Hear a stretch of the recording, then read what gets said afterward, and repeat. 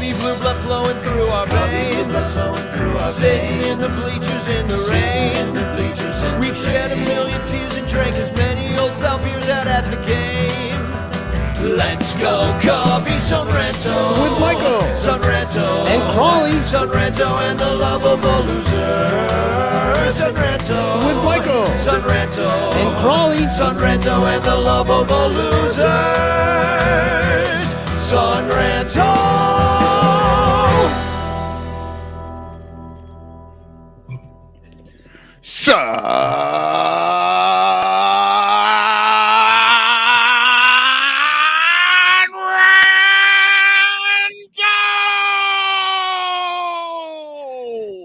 Oh, hey now. Hey, welcome to the Son Ranto Show. I'm Danny Rocket, and the Son Ranto Show is, of course, brought to you by our 105 Patreon supporters. If you are not a Patreon supporter, you're dumb.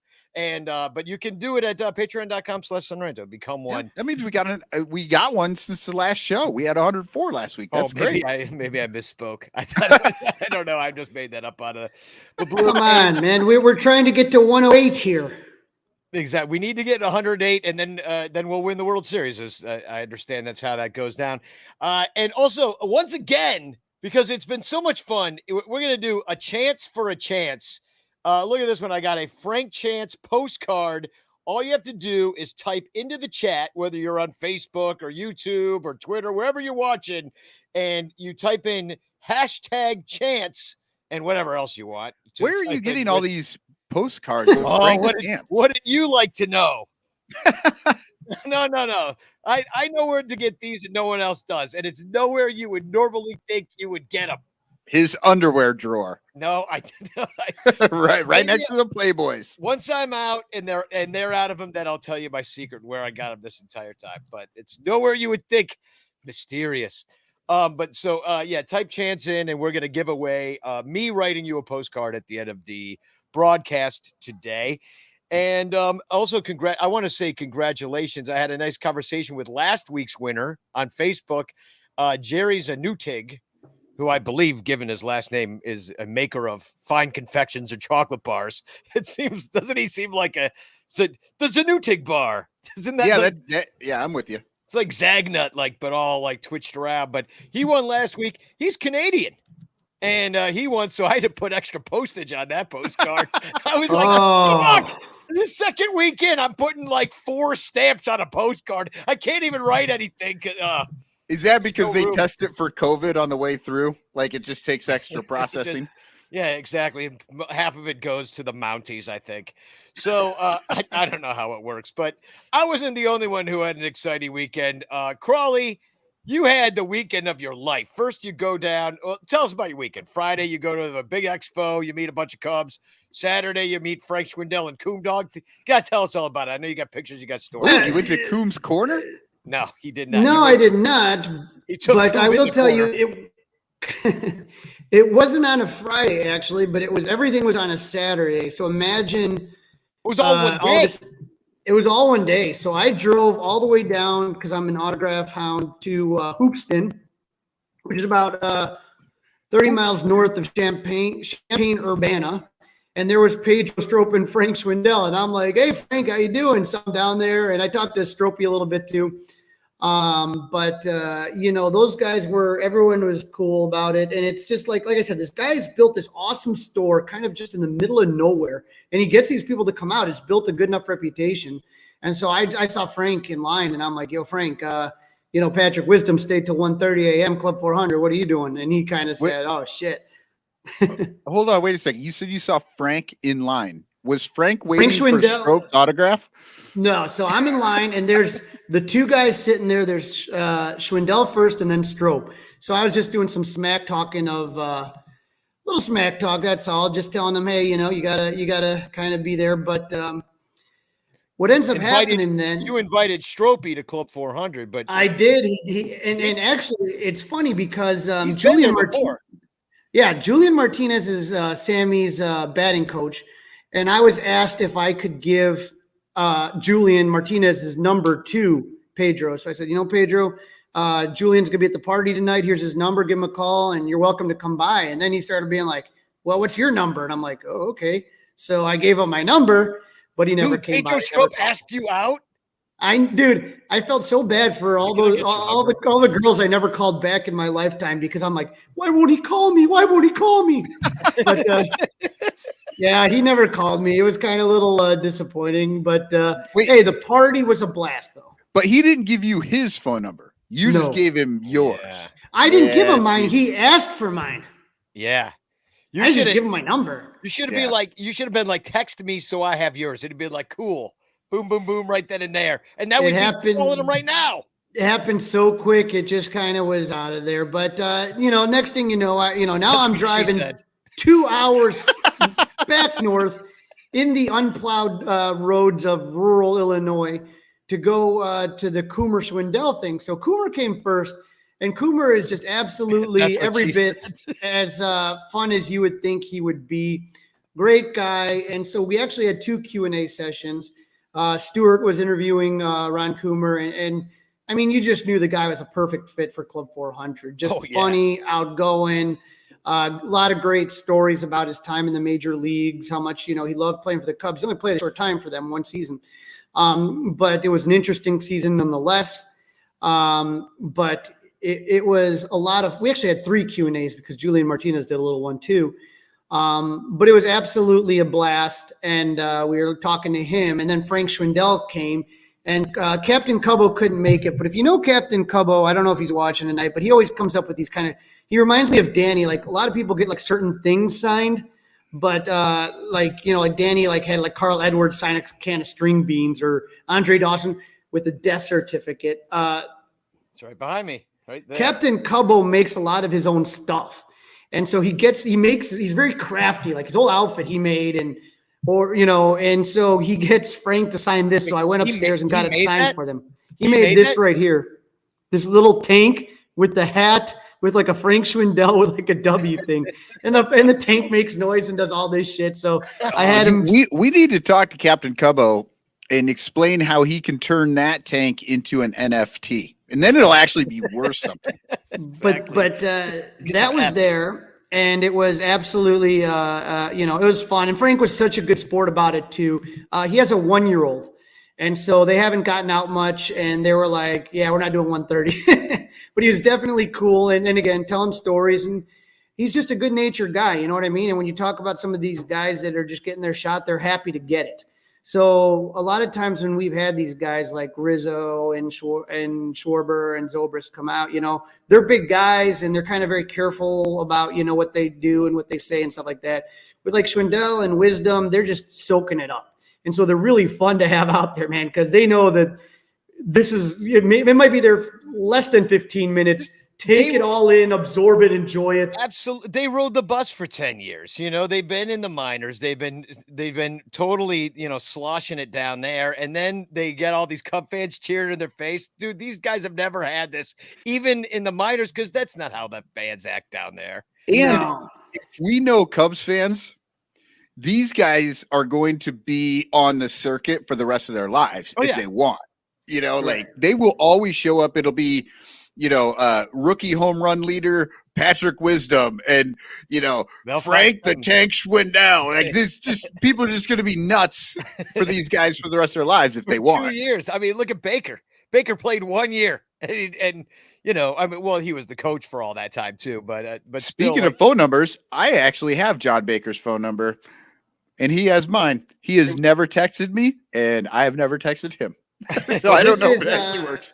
As you know, our good friend John Benedict was there, and Bill Watts from Fly the Wood, who made this sign that you could see over my shoulder. So just Club 400 regulars there. But somebody new who did give me his number and who I did call is Miguel Esparza. If you don't know Miguel, he is the voice of the Blackhawks, the Bulls, the Bears, and the Cubs. So he does all of those in Spanish. If you don't know him, you actually do. You just didn't realize it. Yeah. And so he's the voice of Miguel on Twitter. He is absolutely the nicest guy. He's at the Blackhawks game, and he sends me a message like, hey, do you think I can come to Club 400? And I'll be coming kind of late. I'm like, don't worry, dude. We'll stay up for you. Don't worry. Because we're definitely there. He gets there, and so we kind of got to show him the cave a little bit. And the coolest thing is that in case you didn't know this, he did a video with Josh, the other organist. And he is a phenomenal Elvis impersonator. Yeah. Dead like on. And so he did an Elvis song because we were doing karaoke by the time he came there. He does this Elvis song that's absolutely I can't remember which one, knocks it out of the park. So then I didn't tell anyone, you know how you slip the guy a suggestion for a song. I give the DJ a song. I made John Benedict and Miguel sing Suspicious Minds by Elvis.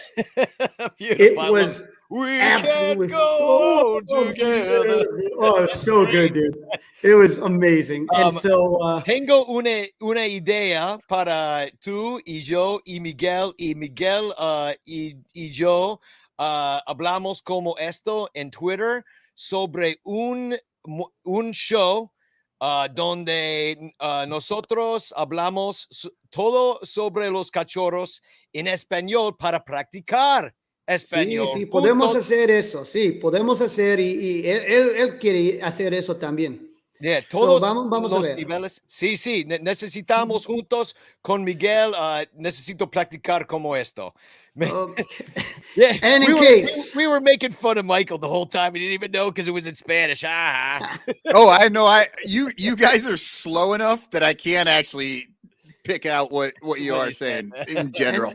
And so again, you know, Club 400, the only place you could say that you do shots with Frank the Tank. So absolutely. I woke up, I forget at what time. I don't know what time I woke up. I stayed at Stu's, and then how many times have you said that in your life? Yeah, and then basically what ends up happening is I fall back asleep. I wake up, it's 1 p.m. Oh my God. Oh, one of those. We timed it out pretty good. So it was Club 400 at its finest. That's awesome. I really wish I could have gone, man. It was just not the weekend for me to be able to do something like that. But man, I don't get FOMO much because I'm usually there, you know, and if I'm not there, it's usually because I'm like, fuck it, I don't want to go. But this one I had FOMO for. I really did. You guys, and I mean, it was just a who's who of people I wanted to really hang out with, like Miguel. And man, that's just rough. Coomdog and Frank. It was absolutely great. Man, well, we got to go to Coom's Corner. We have to make that trip. I mean, it's just he already told us. He said dual podcast. We're doing it there. He's already talking about like getting a bus and getting on the bus after a game and heading to Coom's Corner. Oh, yeah. Bleacher Bum Band goes out there in our giant Bears bus that we took to Milwaukee. There you go. We'll play at Coom's Corner. He's talking about getting a tent out there and shit. I'm like, okay, Coom's already on board. Yeah. Oh, beautiful. So, all right, let's talk a little bit about what's going on with the sports ball that we all love. And wait, there's something going on? Well, I just thought it was just nothing. No, they had a meeting. Remember, they met for an hour and they had very unserious things to share with each other because it was the same old crap. And but Crawly, you brought to our attention today about the Ken Rosenthal athletic piece. And I thought it was very well written, very well thought out, and I was really interested to read it after what just recently happened with him, you know, being let go from the MLB network based upon his criticism of Manfred. But I thought he was just even-handed with this and like took the bird's eye view on it. And I don't know. But it was disappointing. I expected F-bombs and, you know, hashtag Rob Manfred hates baseball, all that shit. Like I thought he was coming full-on rancher, but no, he was a goddamn professional, like we all knew he was, and Rob Manfred fired him anyway. Yeah. How they fire him, he's just, you know what, like you said, he could easily just sat there and ripped the owners and Manfred, but he took a practical approach.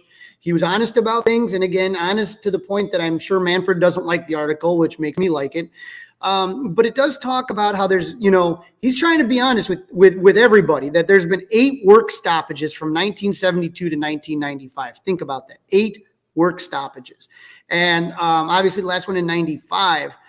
And you just don't want to lose another year. We've talked about on this show numerous times. You cannot lose another year. And similar to what we talked about, he kind of lays out how the players have been pissed off since 2016 November, because after the Cubs won the World Series, nothing was ever enjoyable again.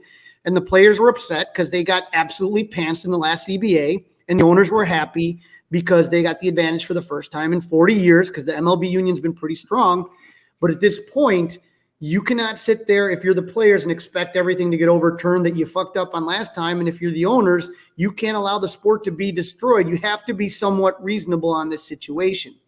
Rule changes. Everybody knows they have to happen, but that has nothing to do with this contract, okay? But some of the points that he makes is that player salaries are down 4% compared to 2019, which is last full season, and the lowest since 2015.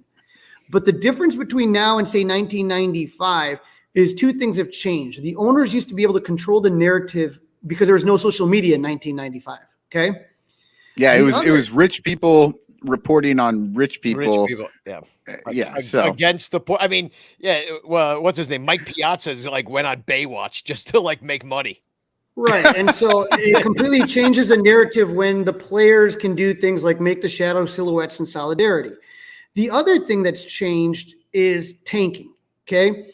And so it used to be like, oh, okay, you're putting the best product out there. Everyone's going to put the best product out there and compete.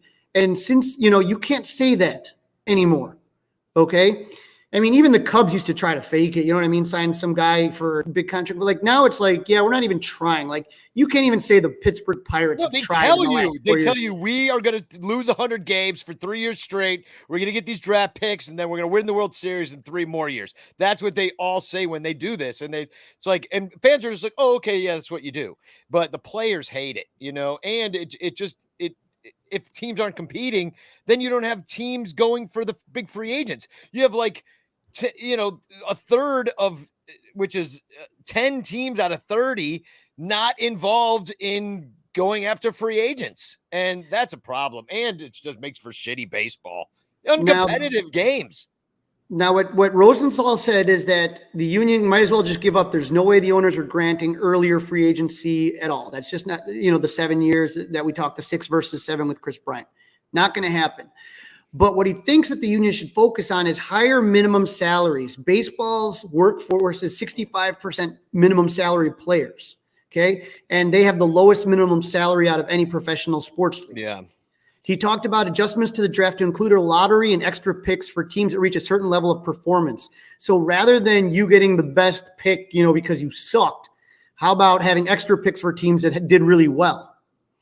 He talked about an increase in percentage of players with 2 years plus years of service time who become eligible for arbitration, and a minimum spending threshold, which has been talked a lot, but that's something that the players really got to insist on. And that's got to be the where the players well, first of all, the owners have already kind of floated the idea that they would be willing to do the minimum spending thing, but it's going to come with like that stupid luxury tax fake salary cap situation. Yeah. Because, I read today, like Reinsdorf, this might've been in that article or another article. Reinsdorf really wanted that salary cap and he didn't get it because these owners, they want more. Like they would love to go to this, be like, oh, the players make too much. We deserve more money because we're the ones. I mean, Ricketts spends more money on a plaque to honor himself on the front and back of Wrigley Field that he does on probably the salary of, his lowest paid front office person.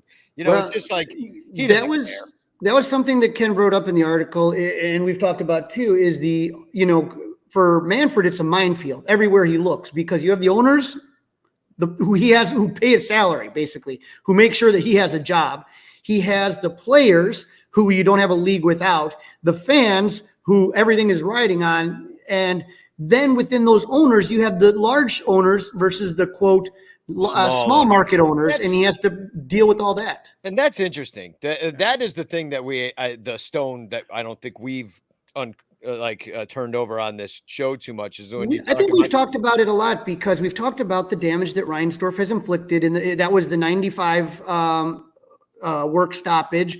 And it's the reason that the Cubs can't get their own marquee network that goes to everybody. It's a big deal. So he's had an enormous influence over anything. And so The question here that Rosenthal asks is, will the players hold? Because in 2020, the players earned only 30% of their full season salary. So imagine if for 1 year you lost 60 to 70% of your earnings for the year. That's brutal. It is. But I think this is another difference between now and 95 is that these players are making some more money than they were then. I mean, 95, you were talking big contracts were like $10 million, $12 million. You know what I mean? And now we're talking 10 times that for the top guys. The lower guys aren't making 10 times what they were then, but they are making more. And people are smarter now about that, especially players. Because remember all the guys in the 80s who like got out of baseball and they were like destitute and homeless, and they're opening a bar like in their hometown, you know, selling off their World Series rings, all that shit. That's the kind of story you heard in the late 80s, early 90s. And now you don't hear that stuff because, well, I think it's true. Even and if they're not making a ton, they are better with their money. There is financial support, and I also think that you're dealing with a different generation of humans, which has a greater sense of fairness and a greater sense of maybe social responsibility to those who are going to come behind them. They know they got pantsed in the last CBA, and I could see them holding, maybe not on the 6 years versus 5 years free agency thing, but they may hold on minimum salary. I mean, I think that's it, each guy should make $1 million, right? They can afford it. No doubt about it. I was doing the math on $10 beers, for example. And I was like, oh, that's like 2 games worth of beers to pay one guy for the whole year, like for $1 million bucks. Like they can do it. Okay.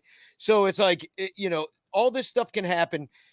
I think the thing that they need to hold out on, I think the most is the age thing. If they can get something done where you don't have, where Frank Schwindel's not got like 4 more service years of time until he's 35, he's never going to get a contract that's really going to change the rest of his life after putting in all this time, and he's still not even going to be like, probably he won't even get the player pension because he didn't get enough time. You know what I mean? So it's like, these are real life issues for these guys. Yeah, you have to have 10 years. You have to have a full 10 years of games. So it's not even like, oh, I started in the union 10 years ago, but they're like, yeah, but if you didn't get the full season, then you got to go the next season up to the game that they need. Support, but like, at what point, like you could say, can the players hold? I kind of hope they do. Like, I hope they come up with their whole different league. I want the National Players League, which barnstorm. Just go out there. Some of them will. Some of them will. If this thing lasts and the owners really dig in, and then once the lines are drawn, because it's happened before. We get a Puerto Rico team. We get like a Mexico City team. They just stay in the South and they can play all year long. First of all, they got to stay game shape ready. They got to stay game shape ready. So and without any support from the major leagues, they're going to go do other things. I don't know how they can set up ticket prices. They'll probably get paid in Bitcoin or something. I don't know how it'll work. but you could YouTube live. You could Twitch a game. You know what I mean? Just hire a production company. All right, where you Twitch us, we're all going to play pickup game outside just to keep ourselves game shape. I don't know how it's going to work out, but like the players have other options. They have other options to reach the fans, and they have other options to make money. Not all of them, but I hope they do get the solidarity, even if it means that we lose baseball, which I would blame the owners for. Is you can sit there and all those things sound great as far as A, realistic, and B, here's the thing, is that there's so much else out there to attract people's attention. Okay. So you are damaging the sport with to sit there and say, like, okay, well, I'm just going to start playing the Puerto Rico League or this and that. And I'm going to start this. It becomes more convoluted, and the trouble that you're going to have is baseball's already hemorrhaging fans. Okay, to soccer, like we talked about in the last one, basketball. People aren't going to actively seek out baseball if baseball is just going to be like, well, we're not playing. Like there are going to be people like us watch other kids playing video games on YouTube, right? that's why they're not watching baseball. They're watching that. You know what I mean? Like there are people that are going to watch like us. I know Infield Fly Girl makes me laugh because she literally finds every professional baseball league out there under every stone, whether it's in Venezuela or Dominican or Taiwan. She's on everything. I'm just saying she is not the norm. But here's the thing. Everybody acts like, oh, we're never going to watch baseball again. That's like their worry. There's just going to be nobody ever. People will come back to watch the game. They will. Baseball is a great game to watch. I don't know. It may not be in those numbers. It may take some time to get back up there, but they will come back to watch the game. I think but listen, hold on. I would watch the bigger, I just like the Cubs. I like Wrigley. I like the Cubs. If I can't go there, I have a passing interest. I don't. No, I'm saying if they come back, even if they lose a season, the fans will come back to their teams.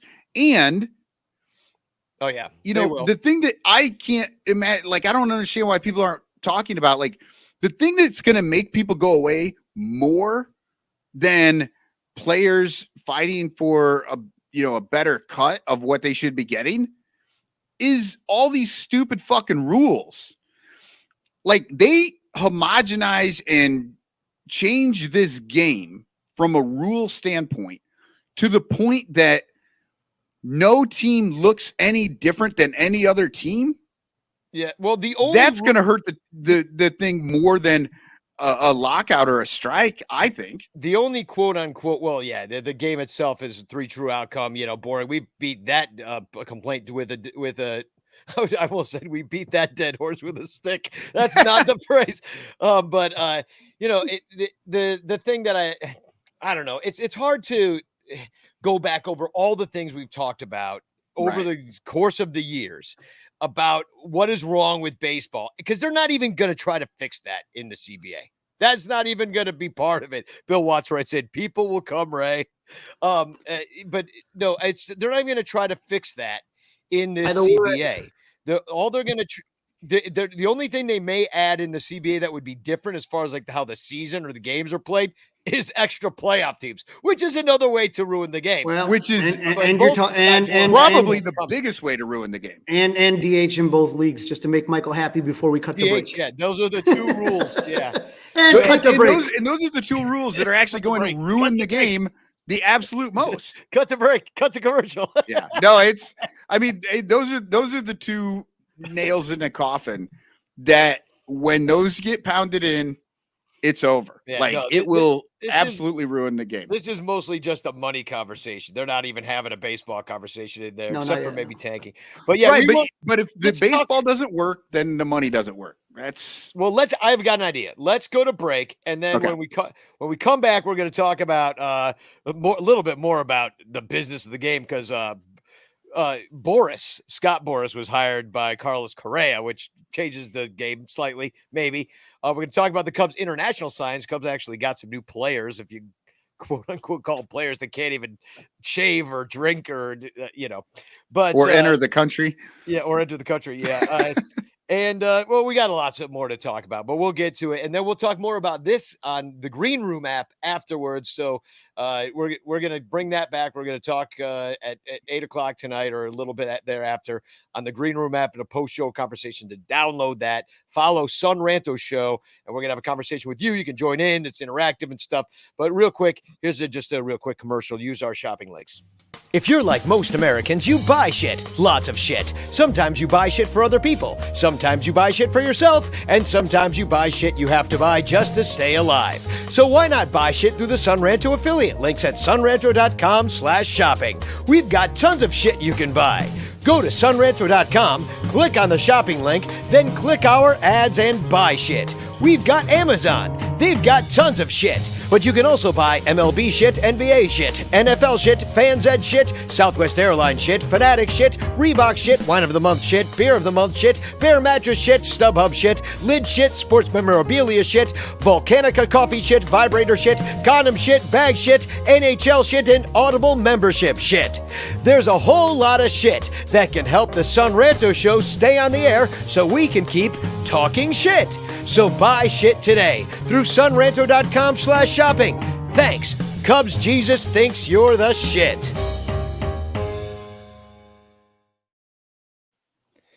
All right, Carlos Correa, who we sang about so recently in front of the Cubs Christmas tree, begging him, shilling for the Cubs, trying to get him to come to Chicago, play shortstop, has now made that maybe a little bit more difficult by hiring the most notorious agent in the business, Scott Boras.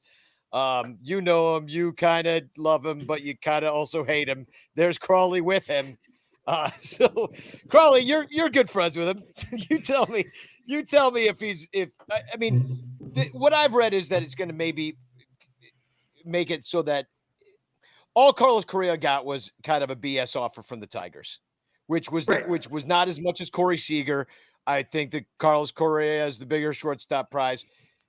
Would you say that this is like he was unhappy with that offer from the Tigers? What was it? 10 years, 275. I mean, it seems like they could get a more. I think Boras will push the limit and also get creative with the contract. Boras is as good as they come. If you are a player, you want Boras to be representing you. That's about as simple as it goes. You want a guy that's going to be looking out for your best interest. And it's hard to find an agent that has a better track record than Scott Boras as far as getting those big money deals. He just has more everything as far as to deal with. He has so many people that work under him. His reach is so far into the game. And it's just really, like I said, if you're a top tier talent, chances are you with Scott Boras sooner or later. So, that's what makes it tricky. Cotton, does it change anything for the Cubs? Just as he sneezes. No, luckily I hit the mute on that. Thank you. I think it can. I saw, and I was trying to look it up real quick, but I believe it was DeCipio pointing out that now that Boras has Correa, that really kind of fucks with the Cubs because obviously the Cubs are very high profile in their messing with Chris Bryant's contract. So there is, and I know Scott Boras is more of a business guy. He's not going to let the feelings get into it. But, you act like a dick to somebody. They can try and be as nice as they can possibly be to you. But they might go, but I might go over here just because it's close and I just don't want to deal with you anymore. You know what I mean? I'm gonna disagree with that. I'm gonna say the reason it's harder for the Cubs is because Scott Boras will not take your biblical losses bullshit. You're the big market Cubs?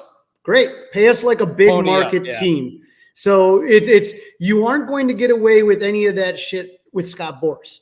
So I think that is what really hurts the Cubs kid. Well, biblical losses and they don't. Scott Boras doesn't care about your biblical. I mean, you see some of these contracts these days really structured with all the opt-outs and betting on yourself, and like maybe he wants to make $35 million a year for 3 years, and then kind of dial that back, or or make 40 like the stupid Trevor Bauer deal was, and then you make 4, or Scherzer, wasn't that a real high AAV kind of situation? And then you take that money and you just take that up front, the 120, and you say, okay, when I'm 30, I'm going to sign an even bigger contract, and I'm going to get, you don't know what he wants to do, and in which the economics of this thing are changing right now, and maybe you're looking at the CBA, and I don't know, maybe you've got some calculation there too, and how that's going to work out, and how they're going to be able to build around you, and what luxury taxes are going to look like, and maybe 40 million on a payroll won't hurt as much as it used to. Maybe a small market team like the Pirates could take you because now there's a minimum floor, and might as well get Correa because you have 15 million on your payroll right now. And you got to get up to 100 with, otherwise you're penalized. So there are just lots of things that could happen. So the Pirates get one player, and that's every decade for 10 years. Just one player. We just need him to hit that 100 million, and then we're going to have all minor leaguers the rest of the way through. Yeah, we when you talk about this, that's what you want, is you want to force those teams that aren't spending to spend. And so hopefully that's the case. But I mean, boy, if you get offered, now you're talking about like say north of $300 million. I mean, you can do whatever you want, but I don't know who's opting out of more than $250 million. of guaranteed money. It's not football money. Football money is different. Football money is not guaranteed. There's a guaranteed portion, and then there's the rest of it. So they could say it's a $200 million contract, but only $100 million is guaranteed of that. You know what I mean? In football. And you may only make 110 of that, not to complain about 110 million. But baseball, whether Correa plays 1 year, 9 years, whatever years, he gets the whole 300 kit and caboodle. Yeah. That is more than generational wealth at that point. That is like, I don't even know how to quantify how many generations could live off $300 million. Well, I mean, if you ask Ricketts, not even one. Not even one. Yeah. Not even one generation. That's just the rare book allowance. That's just Christmas presents 1 year. You do know there's a story that's literally like that where Papa Joe was trying to get around this. God, I should find that story. It was like it was some sort of environmental ordinance for like a hotel that they have land on in Montana or Wyoming or Utah or something. And he literally was like, we need to make a hotel so it's viable for my grandchildren. And everyone's like, what? But it still got passed. It still got passed because he has loads of money. Oh, yeah. Well, yeah, it always helps to get what you want done. So we do have some new Cubs that aren't making even close to Carlos Correa money yet, but who knows? Maybe one of them will. Here's all the international, not all of them, but here's a picture of them. These are signings out of the Dominican. This is Josias Ramirez, Moises Febrelet, Yaidel Diaz, Jose Frelin Alcantara, and Albertina Belliard. And if I wish I could zoom in here for you. They don't allow that on this broadcast, but these kids, I love the kid in the bow tie all the way to the right. Man, that kid looks he's like 12, 13 years old. I swear. He really does. And the fucked up thing is they don't even give him home jerseys. They're in the Dominican. You're getting the alternate blues, man, because we can't spend the $400 on that Nike jersey. We got to get you this old Majestic we had in the closet. But I'd rather have the Majestic. Oh yeah. But all these kids just got signed, but very few of them made big money. Some of them got some, but the Cubs did shell out a little bit of money. I'll put up the list of all of the guys that we got with our $5,179,700.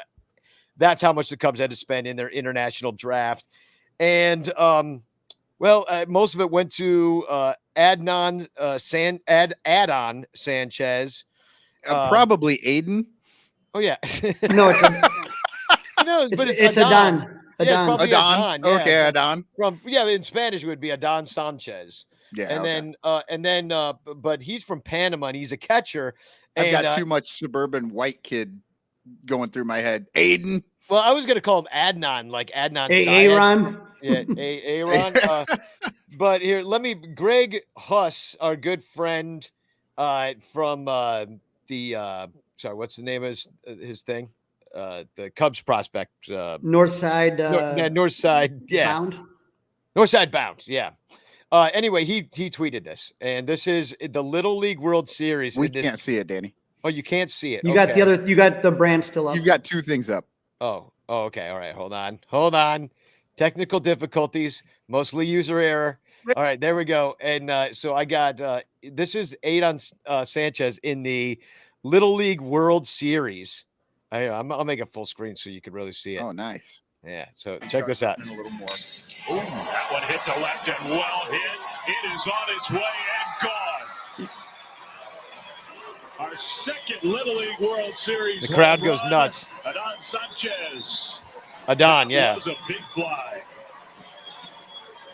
Nike must have loved that fat kid who got the shirt. That stuck out, didn't it? Yeah. This team is totally. Is this like this is like the Miami Dolphins of the Little League World Series here. Look at he's the tallest kid.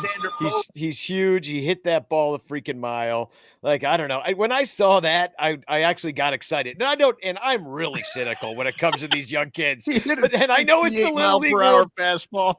Yeah, I know. No, that was an off-speed pitch. That was an off-speed pitch that was down in the dirt. He went down and got it. That's what I liked about this kid. Got it. Yeah, he went down and got. I know. I don't know. I got excited. Maybe I'm just hurting for baseball right now. I was like, oh god, so that was awesome. Just so you guys know, there's two interesting names that you see on here. Alexis Hernandez is the brother of Christian Hernandez, who is one of the top Cubs. They got him last year in the same draft. And so then the Cubs top international pick last year. So, keeping the family happy, making sure everybody's in good shape. And then the other is Daniel Benschop, who's an outfielder from Aruba. So the first Aruban Cubs player. Ooh, I want to take you. Bermuda, Bahama, come on, pretty mama. Well, the other guy don't get us dinged for Mike Love's bullshit. We are so fucking dated that we're singing like this. Not even good Beach Boys song. Like it's the worst Beach Boys song. Right. It's a Mike Love. It's not the Beach Boys. It's a Mike Love and what's the guys from Full House is on the drums on that shit. Oh yeah. It's Mike Love. Yeah. John Stamos. Yeah. Did you know that the Charles Manson played with the Beach Boys? Yeah, he was friends with Dennis Wilson. Yeah. Or he knew somebody that knew Dennis Wilson, and that was a mess. Yeah, he hung out. That's a different podcast. Yeah, it's a different. That's a great podcast. We'll see how long this off season goes. We just don't know yet. We may get deep into the late stage Beach Boys implosion.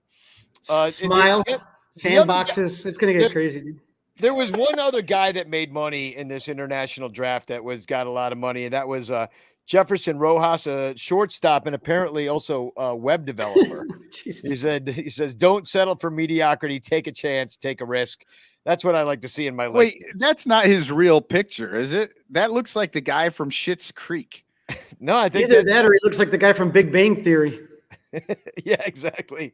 Well, he certainly doesn't look like a shortstop, so I have less hope for him. I think the Cubs wasted their money there, but maybe it could help him in the advanced stats department. And then the other thing I was kind of surprised to see was this that Cubs related news wise is that the season ticket holder. They've run through the list, but not really, because I'm still on the list at like 96,000 or something. I put myself back on after getting called last year and not accepting. I was gonna say, dude, you went last year, you've talked shit, and then when they called you last time, you basically told them to piss up a flagpole. I did, and now you're upset they're not calling you back. No, I am. I just want to be called. I want to be wanted, and then I'm gonna turn them down again. And I'm like, Danny writes his own phone number on the gas station stall. For a good time, call Danny Rocket. He just wants to be able to tell him no. So again, I was surprised. Not just one time, but again, as a season ticket holder, I don't know if you were surprised. So, but you're a season ticket holder, and you have the night and weekend plan, which you're grandfathered into, and that was not offered for a long, long time, and now they tried getting rid of it forever. But now they're back doing season ticket holder plans, and people can choose from two different season ticket holder plans. And like, here is the blue plan. You get opening day. With a partial plan, you only get one game per series in the, I think there's a couple other differences, but one game per series in the playoffs. And then, so here's the blue plan. Here's the red plan. You can choose. And here's the differences. There's a daily plan where you get everything. I guess you don't get access to your seats all regular season games, whatever that means. You don't get the lowest per ticket price. You don't get season ticket seating, which I don't know even what that means. And you don't get to use the ticket exchange program. You have to use StubHub. Can you put that back up? I want to see that real quick. Put that back up real quick. Yeah, it's up. The discount, dedicated rep, access to special events, and access to ticket pre-sales for concerts, season ticket holder gift. It's not the worst deal, to be honest with you. But how much does it cost? Well, I don't know the cost, and I don't know. Again, yeah. Don't know what the seats they're going to offer you are. Yeah, if you can get some bleachers and some of this, like it looks like you basically get to go. You have every other game pretty much. Jack says the prices for red and blue are an absolute ripoff. Oh, interesting. Thanks for writing that in, Jack. If you know what the prices I did are, not look. put that into the chat. So They actually are listed. I just didn't click on it. I got distracted by NFTs because MLB's got those. I'll show those to you in a second. But no, it's I guarantee. I guess that's what they mean when Jack writes in lowest per ticket price. They're like, yeah, you can get half the season. We'll give you a little gift. Here's a bobblehead, but we're charging you double. I guess so if you get higher, ticket holders, season holders get their tickets are lower than if you bought them as individual tickets. Right. So, I mean, but again, you have to buy X amount, either 81 or 61 or whatever that plan now is. Mine's like 61 games. That's 41. So they used to have 3 different packages back in the day. The first one was full season. The second one was what I had, which still grandfathered in nights, weekends, holidays, opening day. And then they had like this third package, which were Wednesday, Fridays, because those were always like 120 games. So I would never get Wednesday, Fridays. I still don't get Fridays, usually unless it's a rare Friday night game. But so then when the Cubs got really, as they got bigger, they dropped that and they kept trying to like squeeze everybody out, like with, trying to give you different offers and stuff. But I always knew for my life, like it's just really hard to get rid of an April at Wednesday at 120. I mean, like, no offense, nobody wants to do that.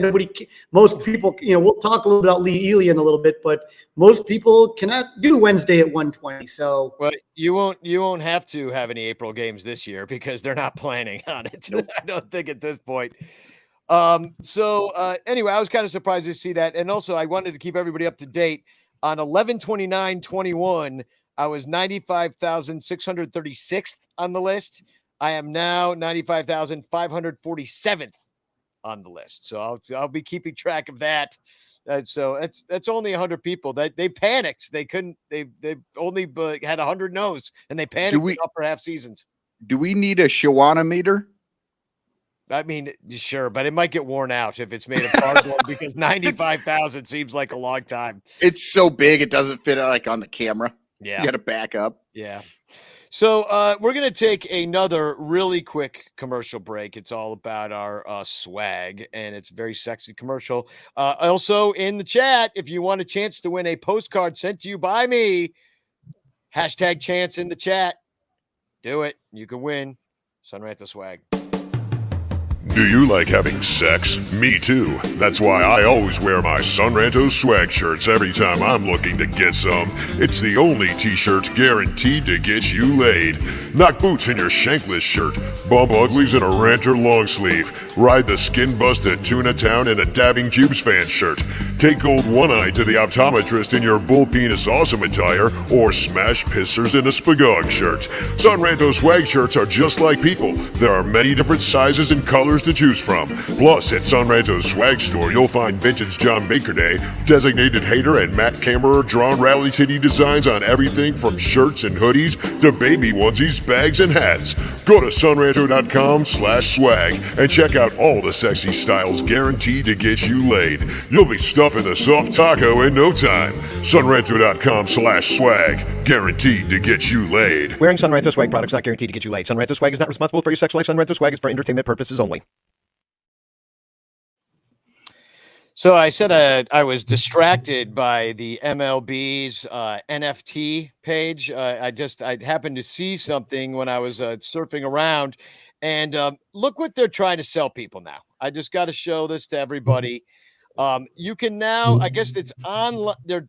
It's NFT baseball cards, right? So you can buy this Buster Posey, which I'll just show you. I'll just say get it now, and then you go on your Buster Posey page and you can just buy this thing. Here, let's get off the purchase for $189. And I guess what you just keep it in your digital wallet, and you're one of 409 owners of this particular thing. They're literally selling this thing to people for money. Right. And I love the fact that this thing doesn't exist. It's a digital fucking fake ether. Like you cannot touch it. It doesn't exist anywhere. And yet they make you pay some sort of processing fee.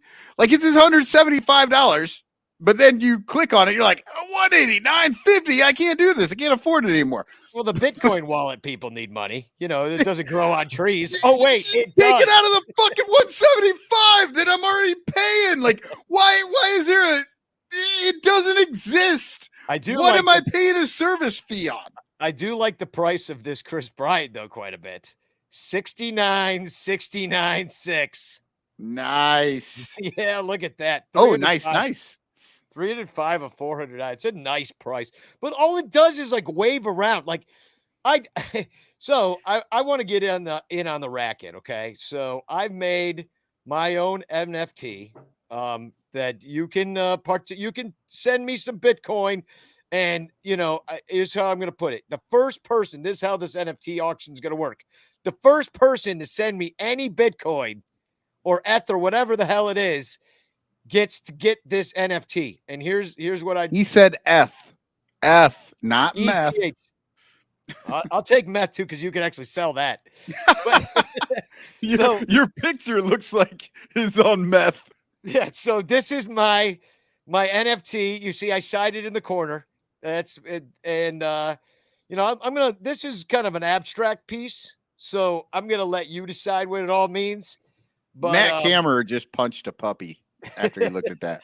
So I'll describe it for the podcast listeners. It's a profile of a green and gray-haired fan holding a pennant that, and the hat and the pennant both read T. I've signed the corner, and there's kind of a wallpaper behind them of very tall L's.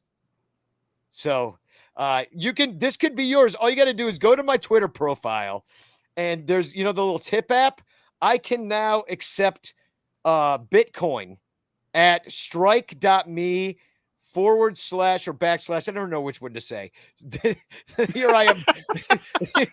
I don't know. This guy just made an NFT. He doesn't know forward versus back. I'm an artist here. I'm not into the mathy shit. Okay. So it's strike.me. I don't know how it works, but if you go to my Twitter / but the bottom is going backwards. / Yeah, but the top's not. It's where the artist's brain is working. Danny, imagine you're the line and you're standing straight up and you pass out. If you fall forward or if you fall backwards, that's how you figure it out. All right, I'm going to fall forwards, and then my feet are still falling backwards, so I don't even know. Part of me is like, you're saying my feet aren't me? Okay, fine. No, I'm saying your feet are staying where they're at. And you're falling forward. It's a / So here's what you got to do. Strike the drunk Danny / strike.me.com / Danny Rocket is just go. You tip me on my thing. First person who gives me any cryptocurrency, I have none. You'll be the first person to give me any. I don't even care if you give me a penny. You get my NFT. Kammerer just says, LOL, I just got a new puppy yesterday. It is so sad that you made him punch that puppy, Danny. I know. It is. You want to punch that puppy. That puppy's going to get mighty large in the future. That's going to be a big dog he's going to have. Well, this is a terrible segue, but there actually is sad news. And I wanted to put it at the end of the show. We had fun. We're in a good mood. And now we're going to bring everybody down. I mean, y'all know the news. I asked Crawly to just kind of say a few words about Les Grobstein and what he meant to Cubs fans and sports fans in Chicago. And so those of you that don't know, Les Grobstein did pass away. This is a picture of Les. And he is literally like probably one of the last of the dying breeds. Overnight local sports talk show. The guy was a legend. He did all the markets back in the days, WLS, WMVP. He worked with Chet Kopic. He worked with Jonathan Brandmeier. He worked with all of these guys. And he was host of Overnights on the Score since 2009. And anyone knows sports talk radio, usually you have to sit on hold for 45 minutes. They give you about 10 seconds to talk, and then they just knock you off and like scream over you. The funny thing about Les and Overnights is, especially someone like me that has to drive back to the burbs after the game, right? I'm not running out of the stadium to jump in my car to sit in traffic, right?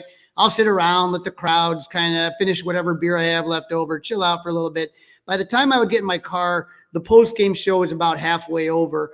And then like the rest of my ride, I'd have Les Grobstein. It would come on with a little Three Stooges, a Beavis and Butthead drop. and Let's Spend the Night Together by the Rolling Stones. And so Monday through Thursday, the Grobber would be on at late nights, and he would just let you talk to the point you almost didn't have anything to talk about anymore. You're like, okay, Les, I guess I'll go now. But you would have the drunkest, weirdest, craziest calls.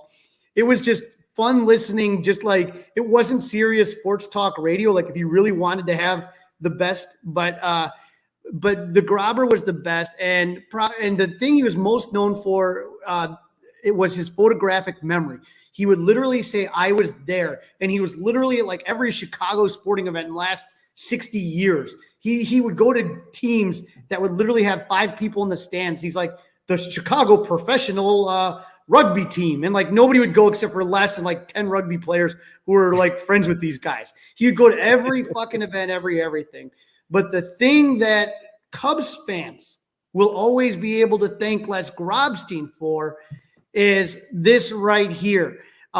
This would never have existed if not for wrong picture. If not for Les Grobstein. And so Crawly put him a picture of Frank the Tank holding a tank. Apparently, Les Grobstein is Frank's illegitimate father. I just thought we should explain our laughter during like a kind of a eulogizing of a man. You know? So the famous story about Lee Elias is that this is when Lee Elias goes on his rant. At the time, there was a former Buffalo Grove, which is a suburb out of Chicago, a little bit northwest of Chicago.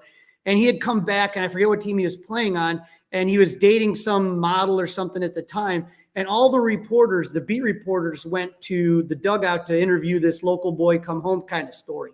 And Lee Elias was in the Cubs dugout, which at the time was underneath the left field bleachers. And Keith Moreland and I can't remember who else got in a fight with some guys in the stands. And Lee Elias was hot. He was pissed off. And Les Grobstein was like one of the first people to start bringing those little recorders, a little old tape recorder that he brought with him. And he recorded the famous Lee Elias rant. You know anything about Lee Elias? He's one of the nicest, sweetest men in the world. He was pissed off that day, and he went off on a rant, and he had no idea that Les taped it. And so that picture you see is of Lee Elias with the famous line, and print it. And so if you haven't heard the rant, we've played it on here before. It is literally the original rant. And Lee Elias could be considered the original ranter. But oh my God, there's a number of F-bombs and cocksuckers and all sorts of great shit if you go on there and watch it. And we have, if it wasn't for Les Grobstein, the greatest rant in sports history would have been lost. And Bernie Barron says bum of the week. That was another classic line by Les. There were so many of them. Yeah. He created the other 15%. I mean, that's him. Like I said, with the way that we've talked about baseball being ruined and homogenized, that's been done by radio for years. I'm going to tell you what. I'm going to play the Lee Elias. You know, when we all did the Lee Elias rant together and we did like the crowdsourced one with all the Cubs fans. I'm going to play that at the end because that also would not exist without Les Grobstein recording it that day, because bringing people together for forever. But again, an original, a last of the kind. They're not going to put anybody on to let a bunch of drunks talk at 2 a.m. on a Entercom owned radio station. That's done. No. And so God bless you, Les. You kept a lot of us laughing, man. You kept a lot of us laughing. It was a lot of fun, and you kept us company on those long drive homes. Yeah. Well, we stand on the shoulders of giants. I think that we're all inspired by characters like Les Grobstein. It's like we've been very blessed in Chicago to have a lot of great sports talk radio personalities and broadcasters and stuff. I mean, it's been great. We're a big market town, and we act like it. People that come, they stick around for a long time. So, all right. Well, I got some announcements. Well, I got to ask you, Cotton. We're on the text today. We're talking about how we need to lose weight. Do you want to do like a biggest loser competition? We used to do the IVNV versus Sun Ranto competition. Those podcasts would go against each other, ours versus theirs. I was thinking, what if we did me versus you? And then we each had teams, like the Cotton team and the Rocket team. And we maybe like start soon, or I don't know. What do you think? I'm up for any sort of that kind of thing. Crawly can be our I would life do coach. it. It'd be fun. Crawly can text us each day, see how we're doing. You know, like I don't know. I don't know anything. Like Richard Simmons, you be our Richard Simmons. Get everybody on those. You go, girls. Those hangouts on Twitter, whatever those things are. I will seriously host an online exercise class with my team. I would do the same. I would get everybody on there, and Matt Camera writes in, I'm going to be out on this one. If anybody knows his Twitter handle, it is Skinny Bastard, and it is very descriptive. Pincus says, no Swanson meals. Oh, I forgot about that. Crawly, you weren't on the show then. Do you know what Michael Cotton's method of losing weight is? And it worked. TV dinners. He just eats Swanson dinners, and it controls his exact calories because it's like exactly 420 calories, and that's what I'm eating. And they don't taste that good. So eventually you're just like, I don't want to eat anymore. It would make me eat more. I'd eat that and I'd go eat something else. You know what I mean? I feel like can't live like this. All right. Well, so look for details on it. We'll put it up on the Ranters page or on all the places you can find us. If you want to join in with us, we'll pick teams or something. I don't know. We'll have fun with it. Try to lose a little weight before spring training if we ever have it. Also wanted to mention that we do have a Bleacher Bum Band Patreon. Bleacher Bum Band got together yesterday. We're working on a new album. And so a lot of the Bleacher Bum Band Patreon is going towards the expenses of recording this album. Costs a lot of money we're going to need to rent a studio for drums and things like that. And costs a lot of money to do that. We got to pay somebody to do it. We got to rent the studio. We got to produce everything. So we're hoping that people will jump in, help us produce this thing. It's just patreon.com /Bleacher Bum Band / I would open up the clubhouse, but I'm scared it's going to be like a Dennis Wilson with the Manson family where he just leaves the house because they won't leave. You know, these things have happened to me before, so I really can't promise you anything about how it would go. I mean, I do know a couple murderers, so it's like, I mean, I do. I'm not. I mean, are you going to promote that, Danny? It's coming up soon, isn't it? Yeah. So what? My murders? No, the murder show that you're on. Yeah, we should have one. Well, maybe that's our green room, but we'll talk about famous Cubs murders. Has there ever been a murdered Cub? Yes. It was actually the inspiration for, I don't know if he was murdered. He wasn't murdered. He was shot. He was shot. It was from The Natural. That's where we got that. Yeah, the Natural got it from that story. Yeah, it happened. Yeah, right downtown. So, and also right afterwards, we're going to be on the Spotify Green Room app. Follow Son Ranto Show, SONRANTOSHOW. I'm going to drop the link in the chat like a boss. And you can follow us right there after, we'll just let you into the room. You can ask questions. You can talk with us. You can take over the whole room if you want. And what do we got now? Oh, yeah. First of all, chance for a chance. We're just about to give away. We have 11 entries so far. We're going to give away a postcard from me to you with Frank Chance on it. And if you just type #chance into the chat, wherever you're watching, YouTube or Twitter or Facebook or whatever it would be, then you could win that postcard. So do that now. But right now, let's do our TFCs. Yeah. These flexing cubes that flex. Do you have anything? Cubes that flex. You got nothing? I have this thread from Reddit, and a guy wants to know about, changing rules in the league. And I just wanted to go through a few of these. This is on the baseball Reddit. So this is like what actual fans are saying out there. One of them says, my rule change would be to switch interleague rules. I think it'd be rad for AL fans to see their pitchers take some hacks in their home ballparks. What's interesting about that is that was the rule for the World Series for like 10 years or whatever. Like that's how they did it. You played National League rules in the AL park, or no, every other year you switched National League AL, right. And it was weird.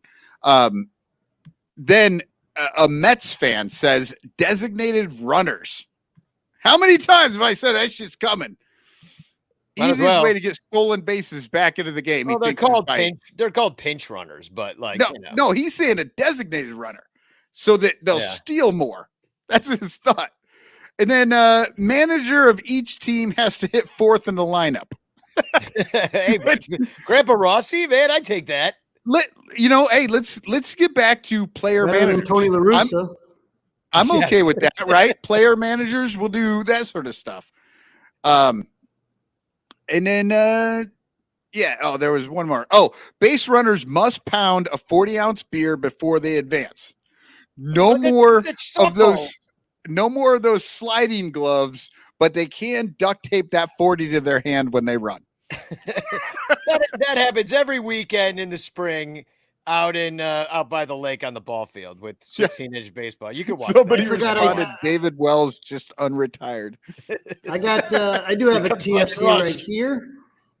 What is this one? He found one. We were talking about the Ken Rosenthal piece earlier, and I said great piece by Ken, and we're going to make sure to discuss it on the Sun Ranto show tonight at 7 p.m. Central. I tweeted out that Ken Rosenthal article on The Athletic, and Seth Kennedy wrote, "This article is so good that Rob Manfred just rehired Ken so he could fire him again for writing such accurate and pointed criticism.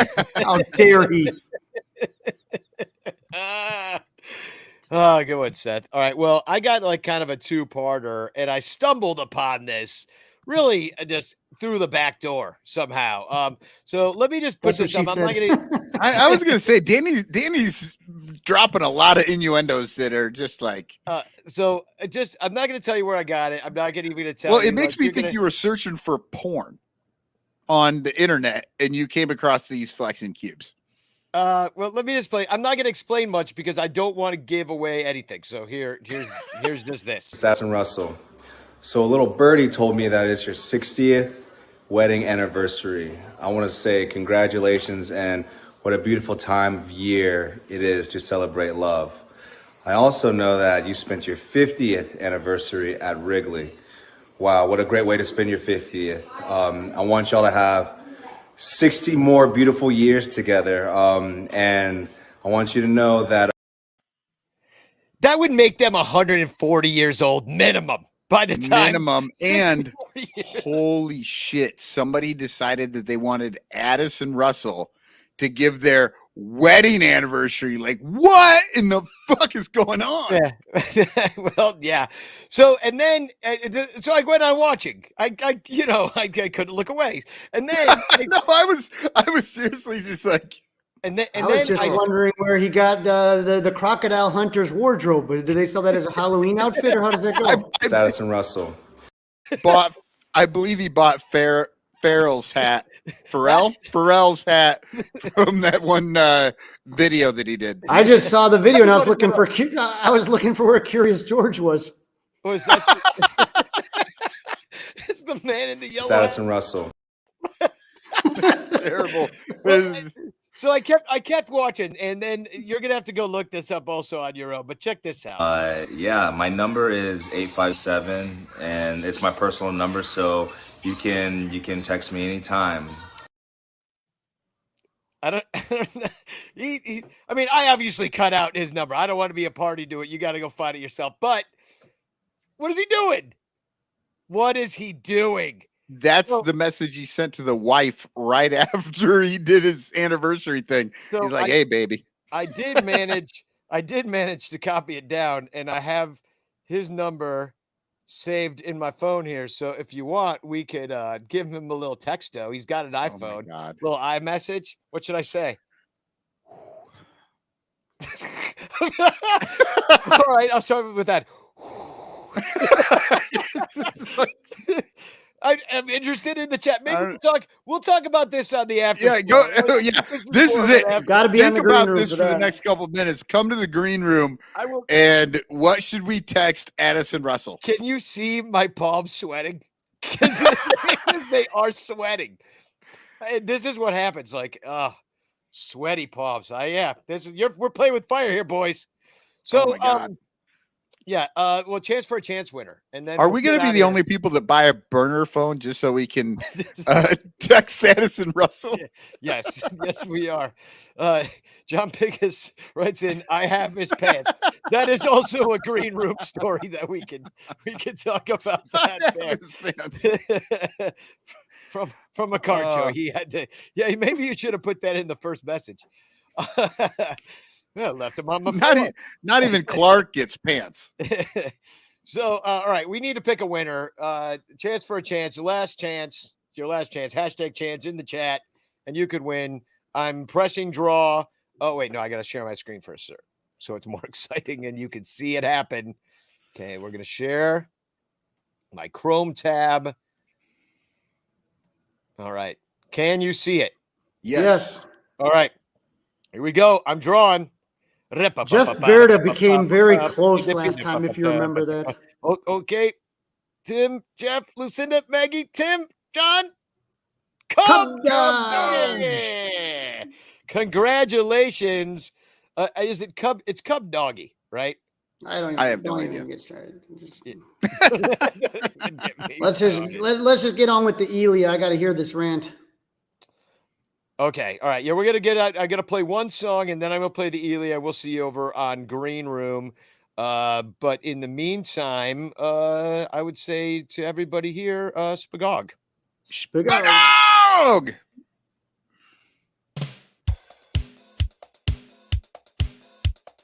At him, his defense is flashy. At him, baby, at him. Tried to make up. He tried to see at him. Tough and nachos. He kicked over the nachos. Baby, at him. He's all over at him. On collision in between Eddie and Nacho Man. Trying to catch a foul ball, diving in the stands.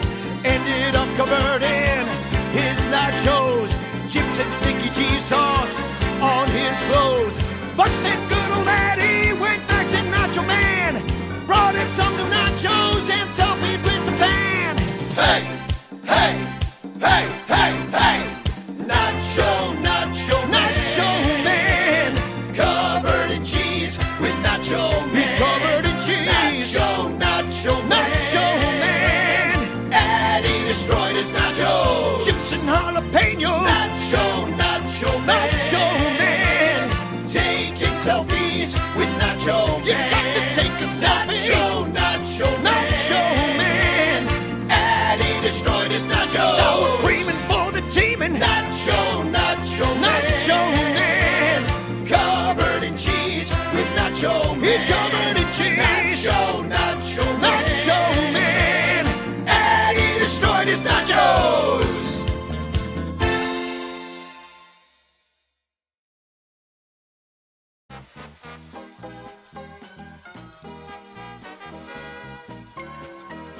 I'll tell you one fucking thing. I hope we get fucking hotter than shit just to stuff it up in 3,000 fucking people that show up every fucking day. Because if they're the real Chicago fucking fans, they can kiss my fucking ass right downtown and print it.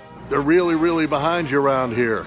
My fucking ass. What the fuck am I supposed to do? Go out there and let my fucking players get destroyed every day and be quiet about it? For the fucking nickel and dime people that show up? The motherfuckers don't even work. That's why they're out at the fucking game. They ought to go out and get a fucking job and find out what it's like to go out and earn a fucking living. 85% of the fucking world's working. The other 15 come out here. A fucking playground for the cocksuckers. Rip them motherfuckers. Rip them fucking cocksuckers like the fucking players. Now we got guys busting their fucking ass and then fucking people boo. And that's the Cubs? My fucking ass. They talk about the great fucking support the players get around here. I haven't seen it this fucking year. The name of the game is hit the ball, catch the ball, and get the fucking job done. Right now, we have more losses than we have wins. The fucking changes that have happened in the Cub organization are multifold. All right, they don't show because we're 5-14. And unfortunately, that's the criteria of them dumb 15 motherfucking percent that come out to day baseball. The other 85% are earning a living. It'll take more than a 5-13 or a 5-14 to destroy the makeup of this club. I guarantee you that. There's some fucking pros out there that want to fucking play this game. But you're stuck in a fucking stigma of the fucking Dodgers and the Phillies and the Cardinals and all that cheap shit. And all these motherfucking editorials about say and fuck the Philly-itis and all that shit. It's sickening. Unbelievable. It really is. This is a disheartening fucking situation we're in right now. 5 and 14 doesn't negate all the work. We got 143 fucking games left. What I'm trying to say is, don't rip them fucking guys out there. Rip me! If you want to rip somebody, rip my fucking ass. But don't rip them fucking guys, because they're giving everything they can give. And once we hit that fucking groove, it'll flow. And it will flow. The talent's there. I don't know how to make it any clearer to you. I'm frustrated. I guarantee you I'm frustrated. It'd be different if I walked in this room at 8:30, saw a bunch of guys that didn't give a shit. They give a shit. And it's a tough National League East. It's a tough National League, period.